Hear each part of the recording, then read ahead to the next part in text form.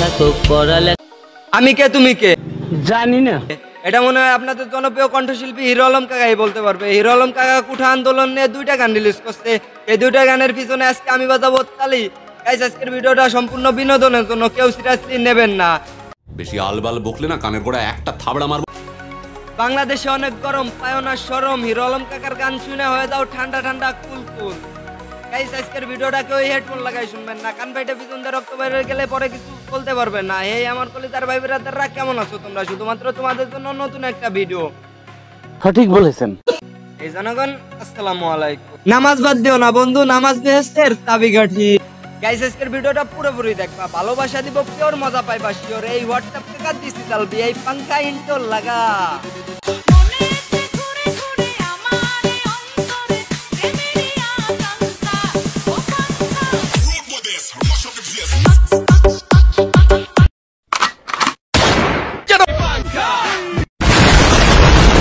বন্ধ থাকুক পড়ালেখা, অন্ধ থাকুক রাতে। তোমার কথা শুনে মনে হইতেছে তুমি বিরাট জ্ঞানী মানুষ হয়ে গেছো। আগামীতে চালাবে সব মুক্তিযোদ্ধার নাতি। এটা কি ধরনের পাগলামি?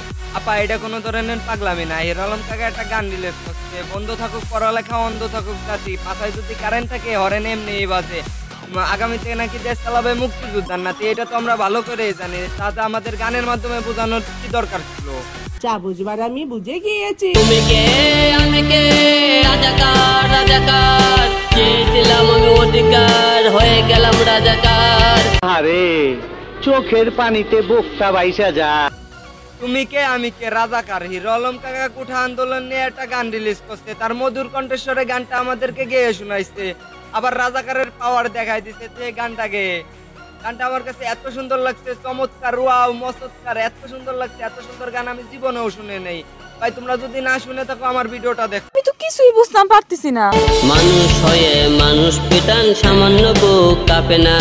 অধিকার চেয়ে বাঁচবে যারা, তারাই কি খুব অচেনা। মানুষ হয়ে মানুষ পিটাও, সামান্য বুক কাঁপে না। কাকা আমার গানের মাধ্যমে বুঝাইছে, আমি কিন্তু কিছু বুঝি নেই। তোমরা যদি বুঝে থাকো আমার কমেন্ট বক্সে কমেন্ট করো। বিশ্বাস করেন কাকা, বাংলাদেশের একমাত্র প্রতিবাদী কন্টেন্ট ক্রিয়েটর, নায়ক, গায়ক, শিল্পী অ্যান্ড এমপি। তারা দেখলে আজান মেয়ে খাই ক্রাশ। ছাত্র হয়ে লাভ কি হলো, দেশের কি হাল হলো। তোমার এই ফালতু কথা শোনার টাইম আমার নাই। বিশ্বাস করেন কাকা, ছাত্র হয়ে কোনো লাভ নাই। যে দেশে পাস করা পোলাপান কন্টেন্ট ক্রিয়েটর আলতু ফালতু গান গায়া, আর বিয়ে করার পর বউরে নিয়ে কাপল ব্লগ করা যায়। এই দেশে পড়ালেখা করে কোনো লাভ নাই। টাকা দিয়া শুরু কর কাপল ব্লগ। একটুখানি ভেবে দেখুন, দোহাই একটু আসতে মার। ভাইয়ের গায়ে বোনের গায়ে করতে আঘাত ভাবুন। ধোয়া একটু আসতে মারো। যেখানে বাংলাদেশের বড় বড় কন্টেন্ট ক্রিয়েটর কথা কওয়ার সাহস পায় না, সেখানে হিরো আলম কাকা কথা কইছে, মানে গান গাইছে। তার বুকে দম আছে, সাহস আছে। বিশ্বাস করেন কাকা, এই সাহস দরকার নাই।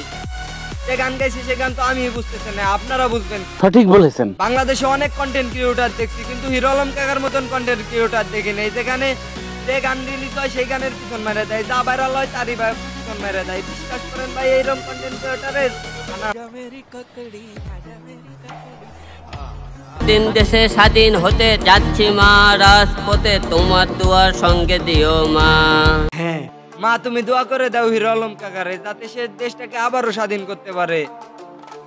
যাতে একটা মাইক নিয়ে গেলে ভালো হইতো, সে গান গাইতো, দেশটা অটোমেটিক স্বাধীন হয়ে যাইতো। মস্কারা করে কথা বলবেন না তো আঙ্কে। সূর্য ডুবে ভোরের আলো ঠিকই উঠবে, বাবা তুমি চিন্তা করো না। এটা হাস্যকর, হাস্যকর এই দেশের জনগণের জন্য। মা বাবা, তুমি দোয়া করে দাও, তোমার ছেলে যুদ্ধে যাইতেছে, মানে তোমাদের রাজপুত্র যুদ্ধে যাইতেছে, তাতে একটা মাইক নিয়ে গেলে সে গান গাবে, গান গাইলে জনগণ সে পতাকায় রক্তে লেখা স্বাধীনতার নাম, সে পতাকায় মুছবয়ে পড় অধিকারের ধাম। ये बिक गई है गवर्नमेंट, अब गवर्नमेंट में कुछ नहीं है। ये भैंचो सारे मिलके हमको पागल बना रहे हैं, मादर चौथ के बच्चे। আমি ভাবছিলাম হিরো আলম কাকা একাই পাগল হয়ে গেছে, এখন থেকে হিরো আলম কাকার সাথে আর দুজন আছে। একটা মনে হয় স্ক্রিপ্ট রাইটার, আর একটা মনে হয় ক্যামেরাম্যান। বুঝলাম না, ক্যামেরাম্যান যদি ক্যামেরা ধরে তাহলে গানে আসবে কিনা? ক্যামেরাম্যান আলাদা আছে, কিন্তু তার সাথে আরো 2টা পাগল আছে।